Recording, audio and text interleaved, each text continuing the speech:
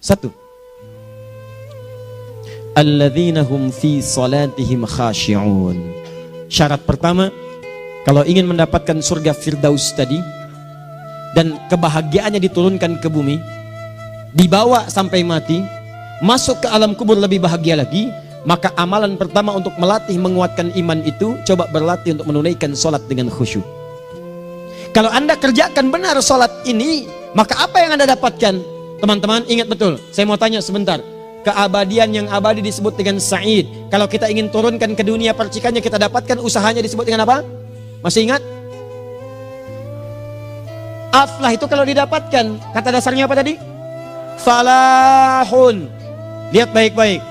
Kata Allah dalam Al-Quran tadi, kalau ingin mendapatkan falahun, amalan pertama sholat. Makanya ketika dipanggil sholat, kalimat falah dilekatkan pada panggilan sholat. 5 kali diingatkan. Begitu muadzin kemudian azan memanggil Anda, hayya 'alas shalah. Anda bertanya, ya Allah kenapa kami mesti sholat? Dijawab, hayya 'alal falah. Yuk, pagi ayo. Yang sejati datang sini. Belum dapat sujud, belum dapat ruku, saya berikan. Makanya ketika orang sholatnya benar, dia akan mendapatkan 5 keutamaan. Saat di dunia nih, belum ke akhirat, 5 keutamaan yang tidak diberikan pada orang yang tidak sholat. Atau orang sholat tapi sholatnya nggak khusyuk.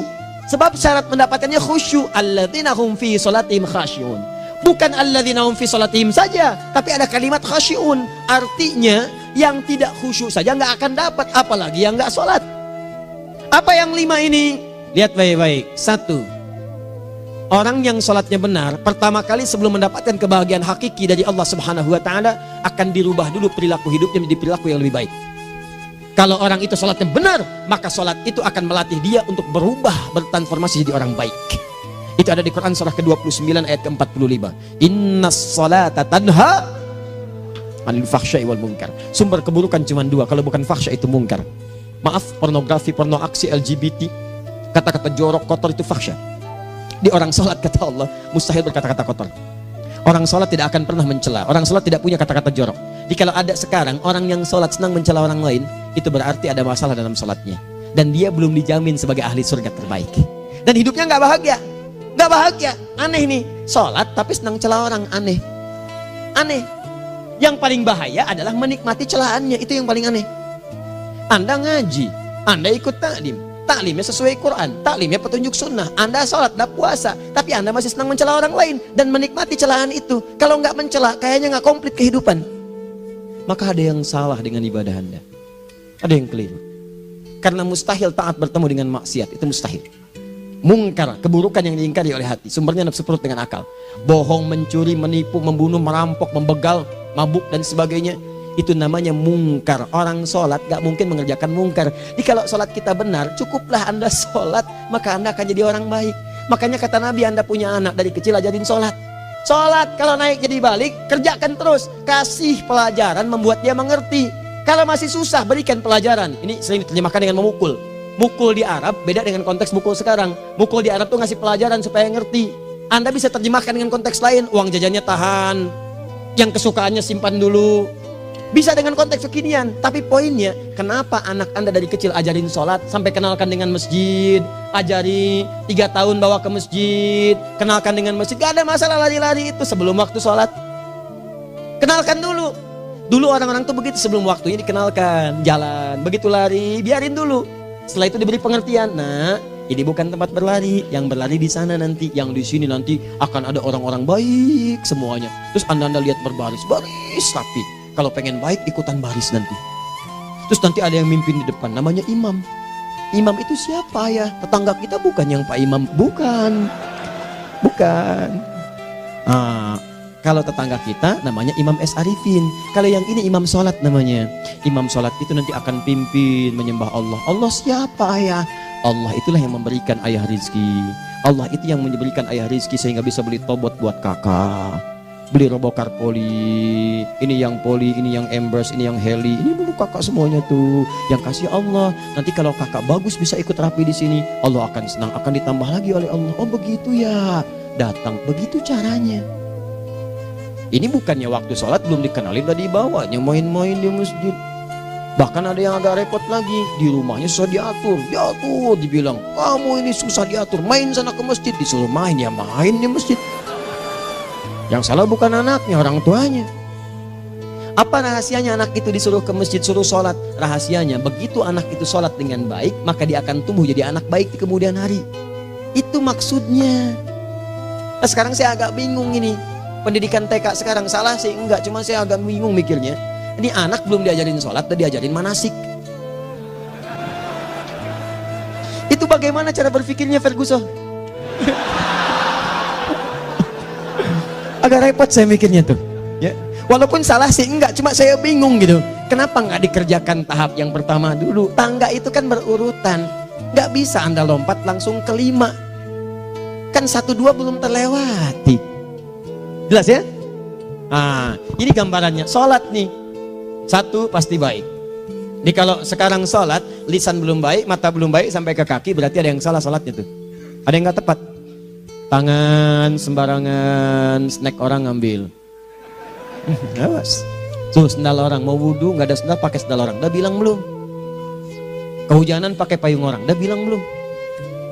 Ya kan gampang Ustaz. Ini kan juga mungkin diikhlaskan karena Allah. Ya ikhlas, cuman pakainya belum minjam. Bagaimana kalau sedang pegang payung itu keluar, Anda meninggal? Nah, coba mikirin ke situ. Coba ke kantor. Kalau didorong proyek yang nggak jelas, minta tanda tangan, pikirin dulu bagaimana kalau meninggal. Kemarin saya sama teman-teman artis saya katakan begini, Anda ya, kalau Anda mengaji dengan saya, jangan pernah menerima peran maksiat. Walaupun itu sekedar adegan, tapi itu maksiat. Kalau bayangkan ketika Anda memerankan itu, Anda diwafatkan oleh Allah Subhanahu Wa Taala.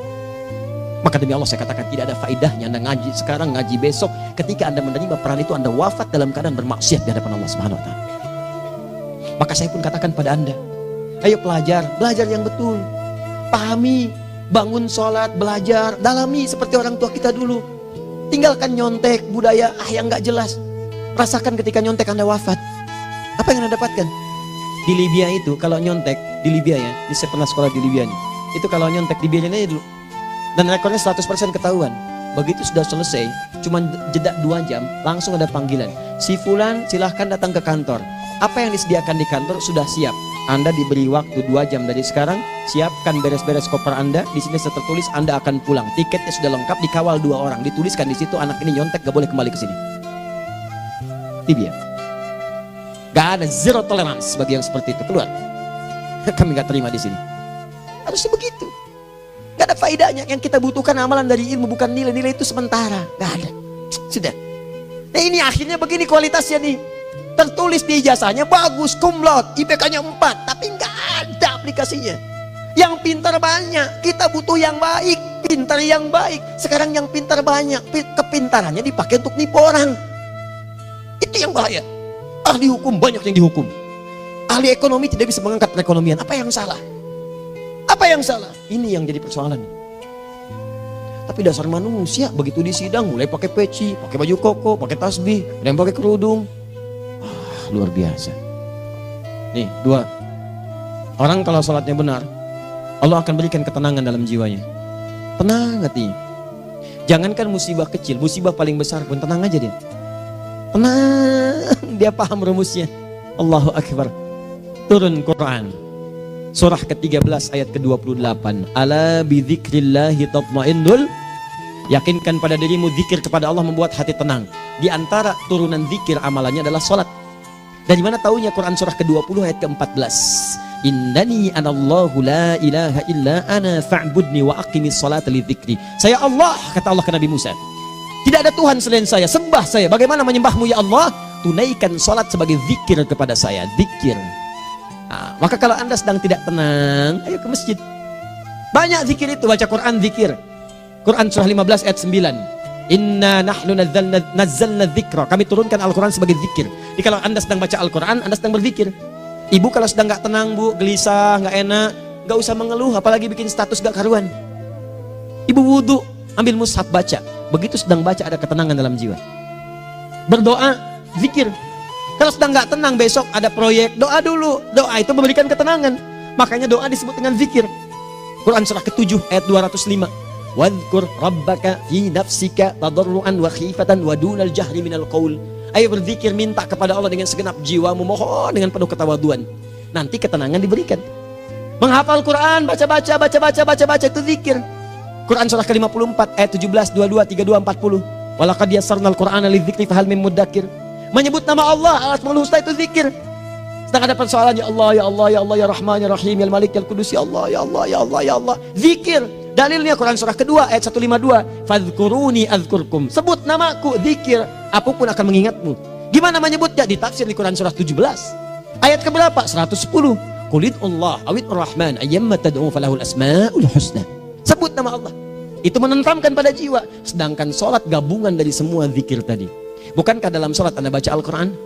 Bukankah dalam sholat Anda menghafal Al-Quran? Bukankah dalam sholat Anda berdoa? Bukankah dalam sholat Anda istighfar? Anda mohon digabungkan semua itu. Amalan sholat menggabungkan semua jenis zikir. Masa Anda nggak tenang juga? Makanya sholat, jangankan sholat ya, tempat sholat itu yang menenangkan.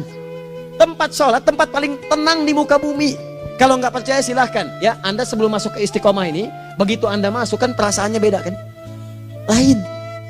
Silahkan cek, kalau cari ketenangan datang ke masjid. Masuk, wudhu masuk, sholat 2 rakaat tenang. Dekat kipas angin, saking tenangnya plek ngantuk tidur. Beneran. Enak. Makanya saat Ramadan kalau orang pengen cari ketenangan, lihat. Di perusahaan-perusahaan penuh tuh musola pada tidur. Ya, mengamalkan hadis palsu. Ya, dia musoim ibadah, tidurnya orang puasa ibadah, hadis palsu. Nah, itu teman-teman. Itu gambarannya tiga. Orang yang salatnya khusyuk benar, itu dijamin langsung oleh Allah Subhanahu wa taala akan dimudahkan semua urusan hidupnya termasuk rezekinya. Ini yang saya katakan. Jadi saya katakan tadi, di akhirat ini, di surga, rezeki tinggal ngambil. Anda kalau benar sholatnya, itu langsung dijanjikan oleh Allah. Rezeki itu nggak perlu Anda banyak pikirkan. Ikhtiar sedikit, datang. Bahkan dari sisi yang tidak Anda duga. Apa dalilnya? Quran surah ke-65 ayat 2 dan 3. Ditafsir di Al-Baqarah ayat 2 dan 3. Wa may yattaqillaha yaj'al lahu makhraja. Ada orang yang meningkatkan takwanya kepada Allah, kami mudahkan urusan hidupnya. Setiap persoalannya diberikan jalan keluar, mudah. Solusi. Setiap ada problematika, ada solusi. Wa yarzuqhu min haitsu la yahtasib. Dan kalau dia ingin mendapatkan rezeki, bahkan kami kirimkan dari sisi yang tidak dia duga. Orang lain capek, ini datang lagi, tawaran proyek datang lagi. Utsman tuh Masya Allah, kayanya banyak. Tapi yang paling dirindukan bukan saat mendapatkan peningkatan omsetnya, yaitu saat dia mendapatkan waktu khusus dengan Allah untuk sholat. Malam hari, sampai-sampainya sempat sholat tahajud sampai khatam Al-Quran. Abdurrahman bin Auf demikian, Tamim Ad-Dari demikian. Sholat karena tahu sholat itu meningkatkan rizki. Karena tahu kuncinya ada di situ, Allah yang punya rizki. Disebut dengan Razak, pemilik rizki. Maka saya harus punya hubungan dekat dengan Allah. Kalau sudah punya hubungan dekat, mau apa aja gampang. Belum minta, udah diperhatikan. Silahkan cek, Anda punya hubungan baik dengan bos Anda di kantor. Sebelum Anda minta, beliau udah pikirin tuh. Telepon bendahara. Dia udah ngambil belum gajinya? Belum Pak, tambahkan bonus sekian. Kenapa? Karena dia mengawasi Anda. Allah maha tahu dibandingkan dengan bos Anda. Mendekat kepada Allah semua diperhatikan oleh Allah. Siapa orang takwa itu? Kalimat takwa pertama di Al-Quran Al-Baqarah ayat 2. Amalannya ayat 3. Dzalikal kitabu la raiba fihi hudal lil. Siapa muttaqin itu? Ayat 3-nya. Alladzina yu'minuna bil ghaib wa yuqimunas shalah. Gampang. Kalau pengen mudah hidupnya gampang. Biaya nggak mahal, tenaga nggak banyak, tingkatkan takwa nih. Jadi kalau hidup Anda masih susah, di kantor champion, di rumah tangga bermasalah terus, atau sebaliknya, maka boleh jadi kalau gelar Anda tinggi, harta Anda banyak, tapi selalu punya masalah. Bukan Anda kurang hebat, bukan Anda kurang kedudukan, bukan Anda kurang kaya, Anda kurang takwa. Dan yang paling dahsyat, mungkin sholat Anda belum berkualitas. 4. Orang yang sholatnya benar, khusyuk dia. Bahkan saat sholat itu kalau dia minta, maka seketika doanya akan dikabulkan. Tanpa diskusi, langsung seketika. Contoh, Quran surah ketiga ayat 38 sampai 39. Demi Allah saya katakan, Nabi Zakaria punya masalah, masalahnya pelik. Sudah berumah tangga, istrinya divonis monopos, maaf bahkan mandul. Gak mungkin punya keturunan. Maka apa yang beliau kerjakan? Secara singkat beliau sholat. Begitu sholat minta kepada Allah. Hunalika da'a Zakaria rabbah. Di mihrab itu beliau bermohon kepada Allah. Bermohonnya sambil sholat. Qala rabbi habli min ladunka dzurriyyatan thayyibah innaka sami'ud du'a. Ya Allah, mereka katakan saya nggak mungkin punya keturunan. Sekarang saya ingin katakan, ya Allah, saya hanya minta darimu saja, saya nggak akan dengarkan mereka. Ya Allah, mohon Engkau maha mendengar, ya Allah. Maha mendengar doa saya. Kalau kepada yang maha mendengar aja nggak mengabulkan, kepada siapa lagi saya mesti minta? Apa yang terjadi? Fanadatul malaikatu wa huwa qa'imun yusolli fil mihrab. turun malaikat mengabarkan, sedangkan beliau masih sholat, belum selesai dalam sholatnya. Sholat khusyuk itu belum selesai sholat aja dikabulkan, doa sudah turun. Sholatnya belum selesai, doa sudah dikabulkan.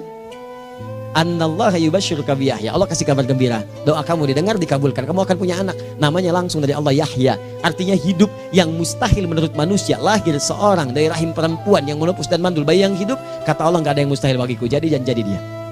Berita baiknya, Nabi Zakaria sholat dikabulkan. Umat Nabi Muhammad sebelum sholat sudah ditunggu oleh Allah, mau minta apa aku kabulkan sekarang. Hadisnya qudsi, saya bacakan. Hadatsana qala Rasulullah sallallahu alaihi wasallam, qala Allahu azza wa jalla, qasamtu shalah baini wa baina abdi. Kata Allah, saya bagi dua ya salat antara aku dengan hambaku. Wali abdi ma sa'ala. Kalau hambaku benar salatnya, aku berikan apapun yang dia minta sekarang. Idza qala al-abdu alhamdulillahi rabbil alamin. Bagian pertama, kalau hamba benar dibaca Al-Fatihahnya dari alhamdulillahi rabbil alamin, kalau Allah azza wa jalla dijawab oleh Allah, hamadani abdi, hambaku sedang memujiku. Wa idza qala ar-rahmanir rahim, jika hambaku berkata ar-rahmanir rahim, qala Allah azza wa jalla asna alayya abdi, hambaku sedang menyanjungku. Wa idza qala maliki yaumiddin, qala Allah azza wa jalla majjadani abdi, kalau hambaku mengatakan maliki yaumiddin, kata Allah hambaku sedang mengagungkanku. Perhatikan sekarang. Wa idza qala al-abdu iyyaka na'budu wa iyyaka nasta'in, jika hambaku berkata sekarang, ya Allah, kami sekarang ibadah, salat menyembahmu, dan kami sekarang sedang punya masalah, kami hanya minta tolong kepadamu ya Rabb. Apa jawabannya? Beda dengan sebelumnya. Kata Allah, hadza baini wa baina abdi, inilah perjanjian antara aku dengan hambaku. Wali abdi, kalau hambaku benar khusyuk salatnya sampai detik ini, baru sampai Al-Fatihah itu pun belum tuntas. Baru sampai Al-Fatihah itu pun belum tuntas. Kalau benar bacaannya betul, salatnya dari takbir sampai dengan selesainya, sampai ayat itu, iyyaka na'budu wa iyyaka nasta'in, kata Allah, masalah apapun yang dia minta sekarang aku akan kabulkan. Besok saya kasih rahasia. Yuk, yang di KBP ada awal pembuka di awal sebelum Al-Fatihah yang kalau Anda benar bacanya itu pengantar kepada pengabulan doa di Al-Fatihah. Apa itu? Besok. 5. Yang kelima ini yang paling diharapkan, dan ini penutup dalam kajian kita malam ini. Teman-teman sekalian, perhatikan baik-baik. Jika Anda benar mengerjakannya, maka Allah akan jamin langsung Anda akan mendapatkan kesuksesan dan kebahagiaan di semua aktivitas Anda. Kalau jadi suami, suami yang sukses, rumah tangga yang bahagia. Kalau jadi pegawai, pegawai yang sukses, dan di kantor bahagia. Masih ingat? Kesuksesan yang menghadirkan kebahagiaan, konteksnya dunia disebut dengan falah, dipegang disebut dengan aflah. Dikembalikan lagi ke atas, ke surah ke-23 ayat 1 dan 2. Qad aflahal mu'minun. Apa amalannya? Alladzina hum fi salatihim khashi'un. Persoalannya, kalau Anda salat belum mendapatkan satu di antara 5 ini, apa masalahnya? Pertama masalahnya, kata Al-Quran, boleh jadi yang salat itu belum khusyuk. Apa itu khusyuk? 2 maknanya, dan saya tutup di sini. Apa yang 2 itu? 1, kebanyakan orang salat masih membawa dunia dalam salatnya. Makanya kalau pengen khusyuk, kata Allah, maka Anda rasakan akan bertemu Allah. Rumusnya Quran surah kedua ayat 45 sampai 46. Rasakan secara singkat, mungkin itu sholat terakhir yang Anda akan kerjakan dalam kehidupan. Mungkin di sholat itu Anda wafat. Kata Allah, alladzina yadhunnuna annahum mulaqu rabbihim. Orang khusyuk itu sudah kelihatan dari sebelum sholat, dia sudah merasa persiapan menghadap Allah. Persiapan ke manusia aja, dia sudah siap-siap, mandi dulu, ganti pakaian, pakai parfum, macam-macam dan sebagainya, hanya memenuhi undangan manusia. Allah mengundang Anda 5 kali dalam sehari. Ya maaf, mengabulkan doa Anda, mencukupkan kebutuhan, menyembuhkan kalau sakit, disiapkan Anda. Harusnya apa? Penampilan sempurna. Kata Quran, orang khusyuk itu kelihatan sebelum sholat, pakaiannya kelihatan. Quran surah 7 ayat 31, ya bani Adam khudhu zinatakum inda kulli masjid. Hai anak cucu Adam, kalau tiba panggilan dari masjid, kenakan pakaian terbaikmu. Di anak cucu Adam tuh kelihatan.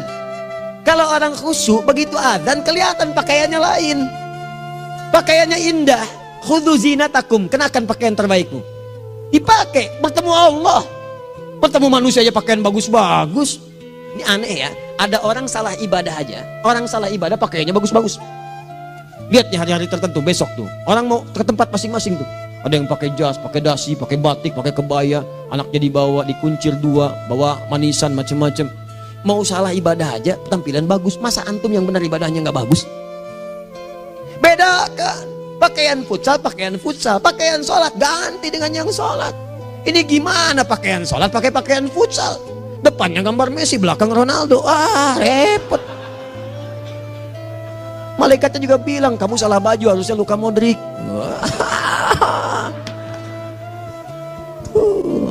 Apalah saya. Ayo mau tanya apa? Mourinho dipecat saya tahu. Lagi nganggur sekarang, ditawarin Benfica dia nggak terima. Sekarang jadi dia komentator di beIN Sport. Nanti sebentar lagi dia akan komentar di laga Saudi dengan Qatar dan komentar laga Arsenal dengan Ipswich. Digantikan oleh Solskjaer. Dia super sub dulu. Ya, super sub. Ya, the baby assassin, ya pembunuh yang berwajah baby face. Masuk di akhir-akhir, gol. Sekarang melatih dia 5 kali kemenangan, belum kalah sama sekali. Saya hafal itu.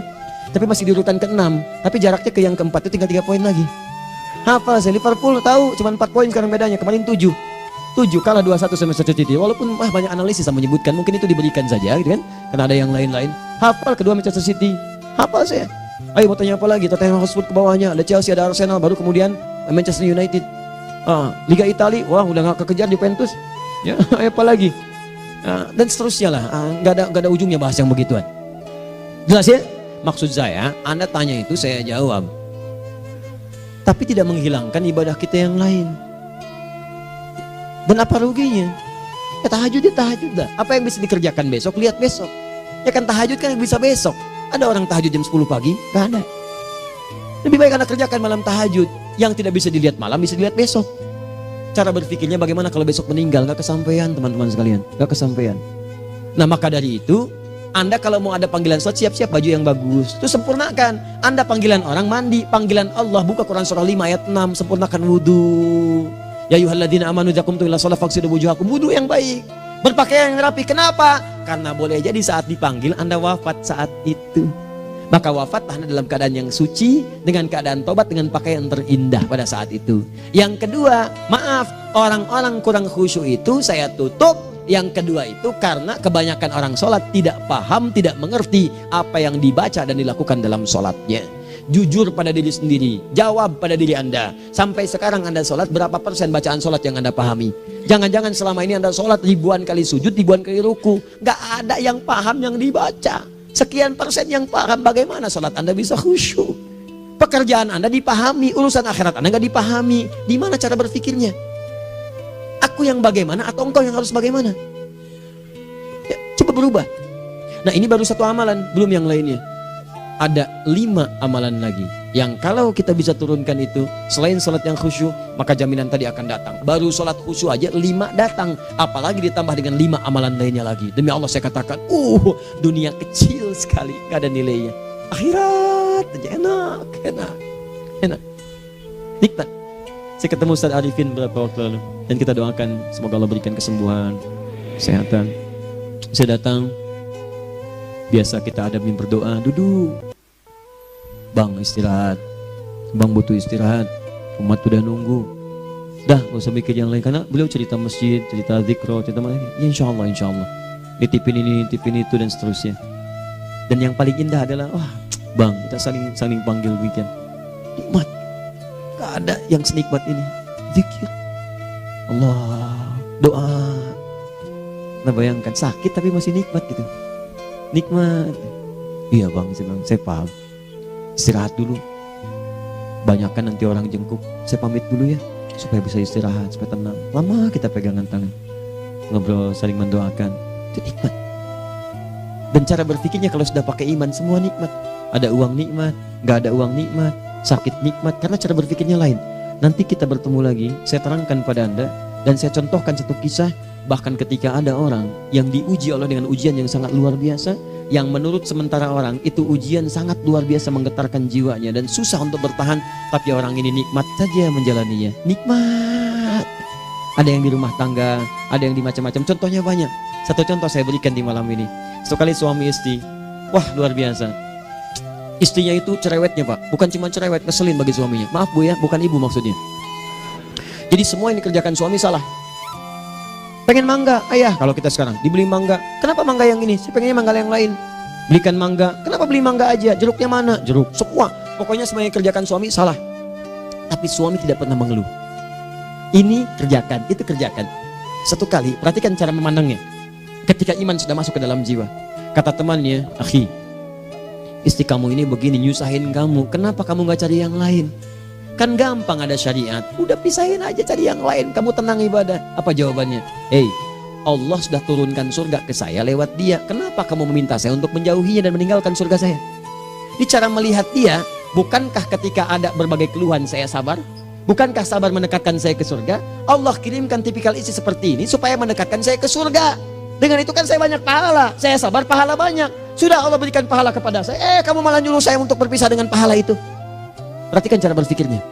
Indah. Kalau rumah tangga seperti ini semuanya enak gitu. Suaminya biasa-biasa, istrinya cantik, luar biasa. Begitu berdandan kelihatan, kata suaminya, Masya Allah, wajahnya tak berpaling, mata tak berkedip. Kata istrinya, ya zauji madhabik, sayang kamu kenapa? Wallahi syakiran lillah bihadari, demi Allah aku bersyukur mendapatkan istri secantik kamu. Kata istrinya, nahnu fil jannah zauji, kita berdua di surga. Kata suaminya, kok bisa begitu jawabanmu? Iya, kamu bersyukur dengan keadaanku, aku bersabar dengan keadaanmu. Catat. Bukankah orang syukur dan sabar di surga? Tuh lihat, canda-canda orang-orang soleh itu begitu. Nikmat ketawa walaupun nyelekit di hati. Cuman bawaannya enak gitu. Nah, nanti itu ada tuh, nanti saya turunin tuh. Yang di rumah tangga, yang ini, yang itu nanti. Kapan? Pertemuan berikutnya. Ya, jadi kita cukupkan dulu di malam ini apa yang kita pelajari supaya nanti nggak terlampau banyak kita dapat materi. Cuma sayang sedikit mengamalkan. Saya sudah tuangkan di sini. Banyak saya tuliskan termasuk di keluarga, di macam-macam. Ini saya tulis tapi silahkan Anda baca. Kalau ada manfaat silahkan dapatkan. Kalau ada yang kurang silahkan sampaikan untuk dikoreksi. Semoga Allah muliakan kita semua insya Allah. Sekali lagi, perbaiki hidup. Jangan banyak mainnya. Dan sudah, jangan banyak membuang dengan yang sia-sia apapun yang dihadapi. Sekali lagi, tolong jaga kondusivitas, bantu negara kita, ketertiban, keamanan. Kalau saya menyampaikan sesuatu ada singgungan dengan yang kekinian, itu maksudnya koreksi masukan-masukan supaya diperbaiki. Tapi tetap dalam urusan pemilihan kita punya pilihan masing-masing yang tidak boleh dipaksakan. Jelas ya? Baik, jadi ya, saya sampaikan sekali lagi. Pertama, pilih mana? Anda dipaksa harus ikut, atau yang kedua, kita bebas memilih sesuai. Dah. Sudah ya. Jadi kita akhiri, subhanakallahumma bihamdika asyhadu an la ilaha illa anta astaghfiruka wa atubu ilaik. Wa akhiru da'wan alhamdulillahirabbil alamin.